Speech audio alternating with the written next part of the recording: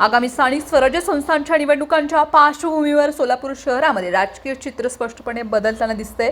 सोलापूर शहरात भाजपकडे 102 जागांसाठी तब्बल 1000हून अधिक इच्छुक उमेदवारांचे अर्ज दाखल झालेत।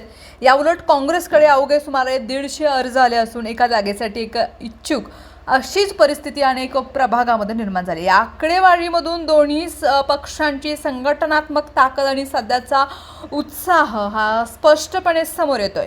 भाजपकडे प्रत्येक जागेसाठी सरासरी किमान 8 ते 10 पर्याय उपलब्ध असल्यामुळे उमेदवारी निवड करताना पक्ष नेतृत्वासमोर सुखाचा एक प्रश्न हा उभा राहिला आहे। मात्र दुसरीकडे काँग्रेसमध्ये उमेदवारांची कमतरता, स्थानिक नेतृत्वाचा अभाव आणि कार्यकर्त्यांमधील मरगळ ही ठळकपणे जाणवते। पक्षवाढीसाठी स्थानिक पातळीवर कोणतेही ठोस प्रयत्न होत नसल्याची भावना काँग्रेसच्या कार्यकर्त्यांमध्ये व्यक्त होते। राजकीय वर्तुळात सध्या एक वेगळी चर्चा रंगली। भाजपकडे आलेल्या हजारोहून अधिक इच्छुकांपैकी अनेक जणांना उमेदवारी नाकारली जाणार हे निश्चित आहे। हेच नाकारले गेलेले इच्छुक उमेदवार पुढे काँग्रेसमध्ये मोठ्या संख्येने प्रवेश करतील अशी शक्यताही व्यक्त केली जाते।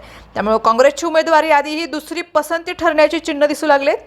भाजपच्या रणनीतीबाबत बोलायचं झालं तर उमेदवारांची अंतिम यादी जाहीर करण्यात पक्ष शेवटपर्यंत गोपनीयता पाळतोय हे पुन्हा एकदा दिसून येतंय। भाजपवाले 12चे आहेत, शेवटपर्यंत यादी जाहीर करत नाहीत अशी प्रतिक्रिया इच्छुकांमध्ये ऐकू येते।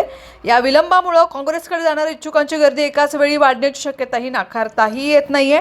या सगळ्या घडामोडींचा एकूण अर्थ असा आहे की सोलापूर शहरात भाजपची संघटनात्मक ताकद आणि आकर्षण अद्याप भक्कम आहे, तर काँग्रेसची अवस्था ही प्रामुख्याने भाजपने नाकारलेल्या इच्छुकांवरती अवलंबून राहणारे असण्याचे चिन्ह आहे। यामुळे काँग्रेस समोर केवळ निवडणूक लढवण्याचं नव्हे तर पक्षाची विश्वासार्हता टिकवण्याचंही आव्हान उभं राहिलं। एकीकडे भाजपमध्ये इच्छुकांची गर्दी आणि अंतर्गत स्पर्धा, तर दुसरीकडे काँग्रेसमध्ये मरगळ, उत्साहाचा अभाव आणि नेतृत्वाची कमतरता या विरोधाभासामधून सोलापूरच्या राजकारणाचा आगामी काळ हा ठरणार आहे।